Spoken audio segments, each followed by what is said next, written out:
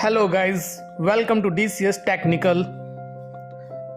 So in this video we'll talk about what is DCS, what are the basic components of DCS, what is the functioning of each component of DCS. So let's begin with the first slide. Introduction of DCS. So basically guys, in short, what is DCS?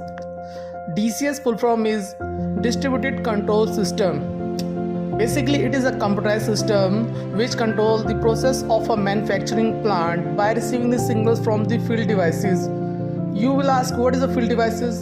Field devices means there will be lots of pressure transmitters, temperature transmitters, valves, pumps, motors, right? These are the field devices which are used to process the operation of a plant. For example, there is a one container, there is a tank in which they have to heat up the material. So what they will do, they will put some liquid, some chemical inside that tank, and they will supply steam through the pipeline, right? And to measure the temperature, what is the current temperature, they will place one transmitter over there with a sensor. Sensor might be thermocouple or this RTD. So these are called field devices, sensors. So through that we get the temperature. So moving on to next slide. Component of DCS. Basically DCS consists of engineering operator stations. That is basically a computer system, right, having monitor CPUs, which is connected through a network that is called Industrial Ethernet Cable Network. And there the second component is controller. Controller consists of communication interface modules, IO modules, input output cards.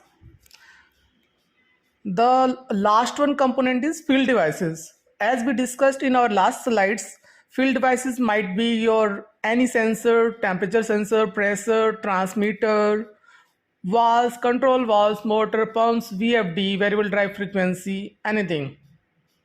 So these devices connects through industrial protocol. It may be your 4 to 20 milliampere hardwire signal, Profibus, Profinet, foundation field bus, Modbus. So let's move on to next slide. In this slide we will discuss about what is controller.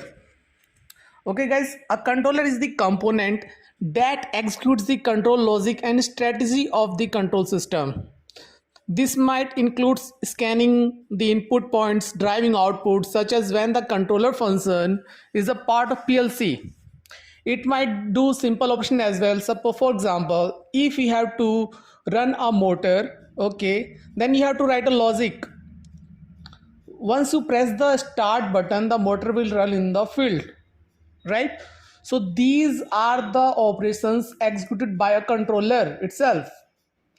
Suppose for safety purpose you want to keep some interlocks, like when the level of tank is exceeds, then motor has to stop because water has already reached the maximum level of tank. If it continues, then overflow will happen. So same way you can execute interlock by writing the programs accordingly. So moving on to next slide, which is functions of controller. As we discussed, controller can compute from a small function to a very complex function. In this slide we will discuss about a very small functions, that is lighting up a lamp. In this slide, as we can see, we have two buttons. One is start switch, another one is stop switch. Okay, and the right side you can see the logic written in ladder logic diagram.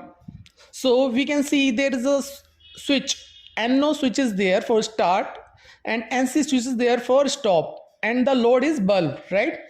When you press start switch, okay, the initial condition of start switch is NO. When you press start switch, this switch will become NC, right? And already stop switch is having initial condition as NC. So path is fully closed, the supply will go through this rung and your bulb will light up, right? When you press stop button, right, what will happen? The stop switch, that is initially NC, that will become NO, the path will break and the bulb will not glow, right? So this is the simple logic of controller for the understanding purpose. So moving on to next slide. The next slide is about operator station. So in this slide we will discuss what is operator station. A operator station in a DCS are the heart of the system.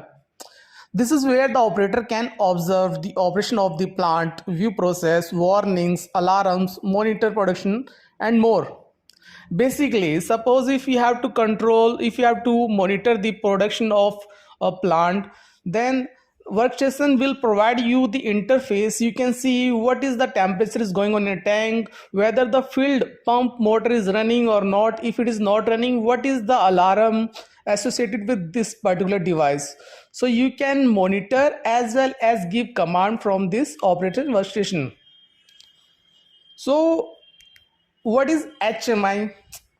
HMI stands for human machine interface, right? The operator workplace also a HMI, because it is also a human machine interface, right?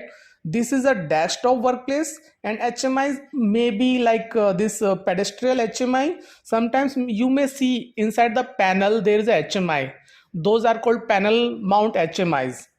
So in next slide we will discuss in brief what is the HMI, what is the operator workplace.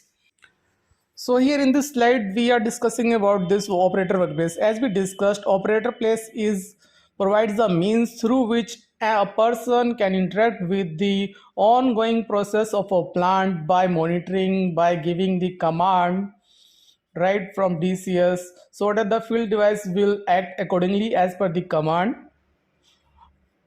The next one is HMI. As we discussed, HMI stands for human machine interface, that connects a person to a machine, system or device. So to understand in a simple way, we will take example of coffee vending machine, right? As you can see inside in this image, there is a display in which you can see different menus. For example, it is having cold coffee, hot coffee, cappuccino, latte. So these are the options. So through this display we can interact with the coffee vending machines.